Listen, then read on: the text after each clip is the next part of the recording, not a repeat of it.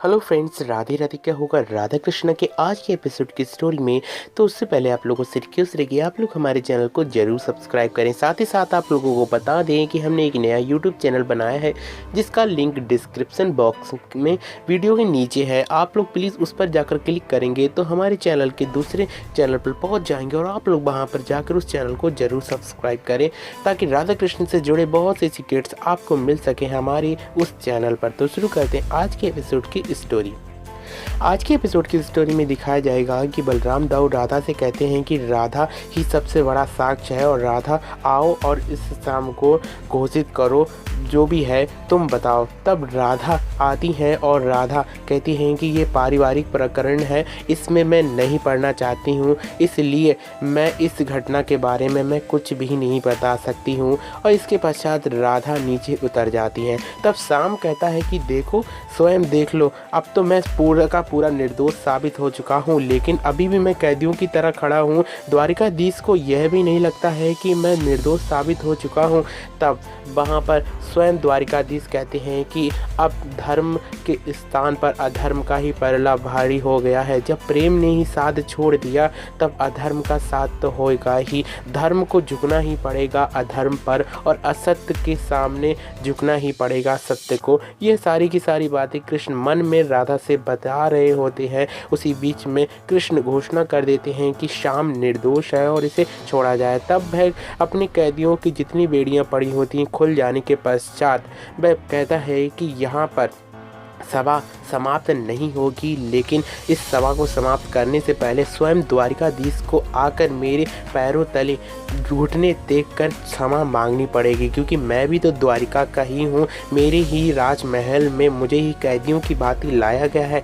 तब श्री कृष्ण कहते हैं कि अवश्य मैं जरूर घुटने टेककर तुम्हें से क्षमा मांगूंगा। बलराम कहते हैं कि कृष्ण अवश्य ही ये तुम्हारा पुत्र है, लेकिन इसे उचित दंड देना मुझे भी आता है, लेकिन कृष्ण तुम एक बार आज्ञा दो। इधर से कृष्ण कहते हैं कि द्वारिकाधीश स्वयं तुम्हें क्षमा मांगने के लिए आ रहे हैं। तब राधा की ओर देखते हुए कृष्ण यही कहते हैं कि जब प्रेम ने ही साथ नहीं किया तो अब आगे क्या, अधर्म का साथ तो पड़ेगा ही। इस प्रकार से कृष्ण जब शाम के समक्ष आते हैं और उसे प्रणाम करके घुटने टेकते ही हैं कि वहीं पर राधा आ जाती हैं और कहती हैं कि रुक जाओ, ये बहुत हो गया है, अब कुछ भी नहीं हो सकता है। इसके पश्चात शाम कहता है कि तुम होती कौन हो यहाँ की कहने वाली? अभी तो तुमने कहा था कि पारिवारिक प्रकरण में मुझे नहीं पढ़ना है, फिर तुम यह बात क्यों कह रही हो? तब राधा कहती है यह बात पारिवारिक प्रकरण की नहीं है, यह तो अधर्म और धर्म की है। जब अधर्म का ही पलड़ा भारी होता है, स्वयं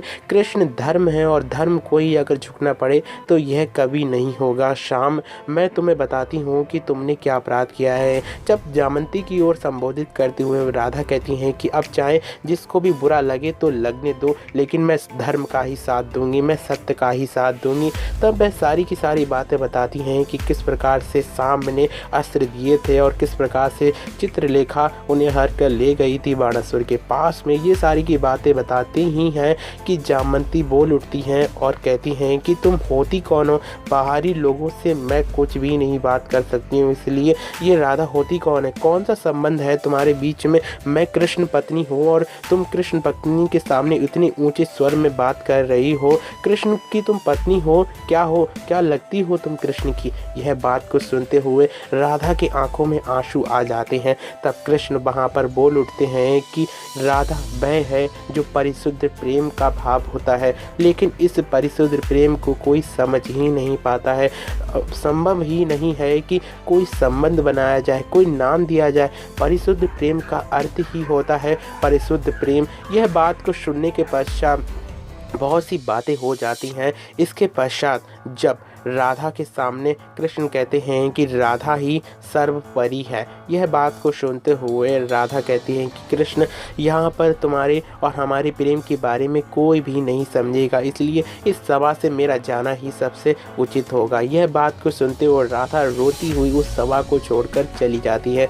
तब कृष्ण कहते हैं कि मैंने चाहा था कि इस प्रकरण को यहीं पर विराम दिया जाए, लेकिन इस प्रकरण को बढ़ता ही जा रहा है। तब जामवंती फिर से कहती हैं कि उस राधा के कहने पर फिर से कृष्ण आप कह रहे हैं। तब लक्ष्मणा फिर से कान भरती है और कहती है कि देखो, जो श्री कृष्ण है वह तो राधा की कठपुतली ही बनकर रह गए हैं। इसके पश्चात कृष्ण कहते हैं कि मैंने बाहरी लोगों को भी बुलाया है। तब उषा और बाणासुर वहाँ पर उपस्थित होते हैं और कहते हैं कि मुझे विश्वास नहीं होता है कि स्वयं अपने पुत्र के सामने कृष्ण हाथ जोड़कर खड़े हुए हैं। मैं आपसे कहता हूँ कि इस सांब ने मुझे अस्त्र दिए थे और महादेव से युद्ध करने के लिए भी इसने आपको विवश किया था। यह सारी बातें बताने के पश्चात कृष्ण कहते हैं कि यह बात सब ठीक है। उसी बीच में फिर जामवंती कहती हैं कि एक बाहरी व्यक्ति के कह देने से क्या हमारा पुत्र निर्दोष साबित होगा। तब कृष्ण कहते हैं कि मैंने शाम को बहुत समझाया, लेकिन अब कृष्ण कहते हैं कि शाम नहीं सुधरने वाला है। मैं भी उसका पिता हूँ,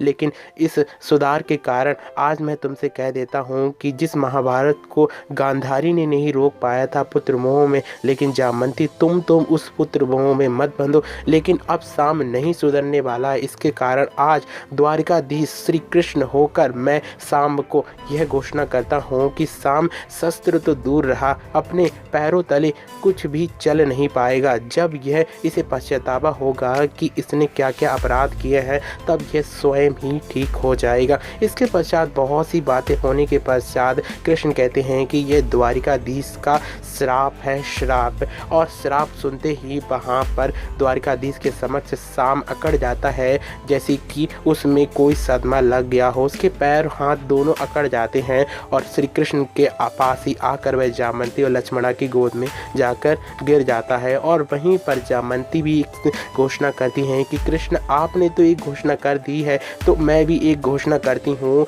कि जिस राधा के कारण आपने यह किया है, उसी राधा के कारण यह द्वारिका स्वयं डूब जाएगी। यह बात को सुनते हुए कृष्ण के आंखों में फिर से आंसू आ जाते हैं। कृष्णावाणी में भी आप लोग यही देखेंगे कि रोग से बताते हैं कृष्ण की प्रेम से ही सब कुछ होता है। वहीं कल के एपिसोड की स्टोरी में दिखाया जाएगा कि राधा जामवंती को कहेंगी कि देखो शाम की क्या दशा हो गई है तुम्हारे कारण। तब राधा उन्हें वचन देगी कि मैं चाहे कुछ भी हो जाए शाम फिर से चल उठ पाएगा। यह बात को सुनते हुए जामवंती अब क्या करेंगी और राधा कृष्ण से क्या शाम को सही होने के लिए कहेंगी, तो जानने के लिए देखते रहिए राधा कृष्णा और बनी रहिए हमारे चैनल पर। सब्सक्राइब करके बेल आइकन को प्रेस करना ना भूलें ताकि राधा कृष्ण से जुड़े बहुत से अपडेट आपको मिल सके सबसे पहले हमारे चैनल पर। Thank you for watching.